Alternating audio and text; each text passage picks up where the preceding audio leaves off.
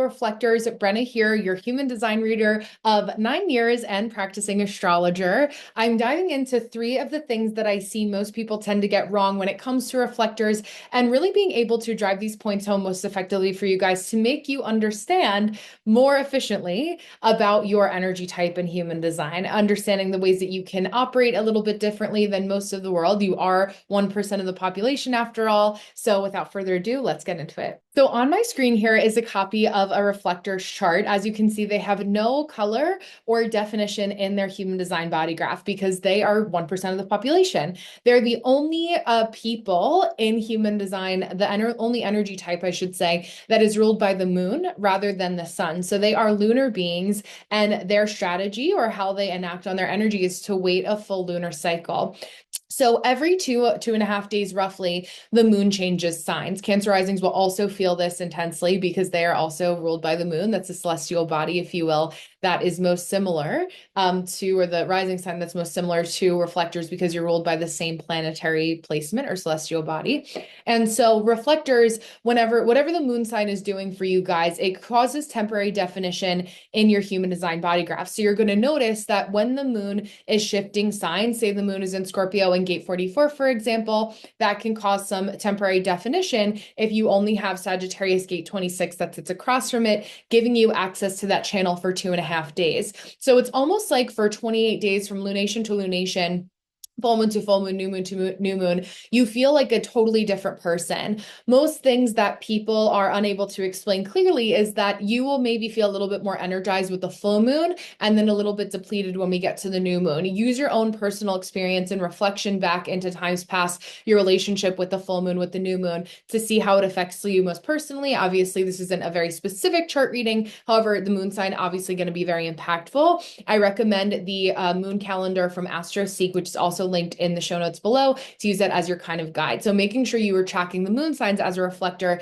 super, super crucial and important for you guys. The second thing I see that people kind of gloss over most often when they're reading for reflectors is their ability to express joy, and really the reflector's ability to show us childlike innocence, to remember we're supposed to have fun. I just did a reading for somebody last night on TikTok about having a fifth house perfection year, and it's asking yourself, how can I have joy again? Very indicative of a reflector. Fifth house placements being about childlike qualities or hobbies. How can you continue to infuse creativity into your day-to-day life? How can you continue to experience joy and to fight the good fight for knowing that you want to have fun? This is like your ability to cosplay being a human as a spiritual being. I always say for my non-sacrals, my projectors, manifestors, and reflectors, you feel more like spiritual beings having a human experience here on earth. Really, really important for you to focus on what invokes that sense of joy, that childlike wonder, your curiosity, your ability to explore and enjoy novelty. Also super critically important for my reflectors to, again, find ways to find joy and maintain that joy and childlike innocence throughout your lifetime. Last but not least, environment for reflectors. Your environment is so incredibly important. And when you are a citizen of the world, right, you know that collectively our environment isn't doing that great right now. It's really taking a toll on your body, right? Without being a medical professional, I can say that there are a lot of reflectors that are dealing with some sort of diagnoses, right, or chronic illness, and really being able to be a mirror for our collective, where we need to do better as a society, and picking up on nuance in your environment, right? You're taking in and absorbing so much energy because you don't have any consistent definition in your chart. Remember, every 2.5 days, your definition changes. So really watching out and making sure that you're reflecting upon, no pun intended, the places, the people, the spaces that you feel most aligned with.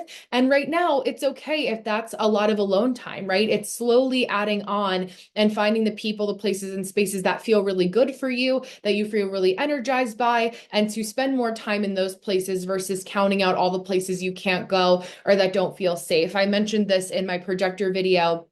It's about stacking on the good habits for you guys to add in more of the good, to cancel out the bad instead of focusing so much on the bad environments, the bad people, places, things, that you create more of that, right? It's like where our energy, our attention goes, energy flows, and focusing on adding in more of the good, again, being very sensitive at what makes you incredibly intuitive. If we had our society set up with human design in mind, you would be these kind of sages that sit in the middle of our villages that we could consult to just give us advice throughout the day, right? And barter and trade with for whatever you would need essentially to have your needs being taken care of. So finding communities that you feel comfortable being a part of that are very aligned with you and the people that make you feel good, also a really beautiful place to be as a reflector and to take note of.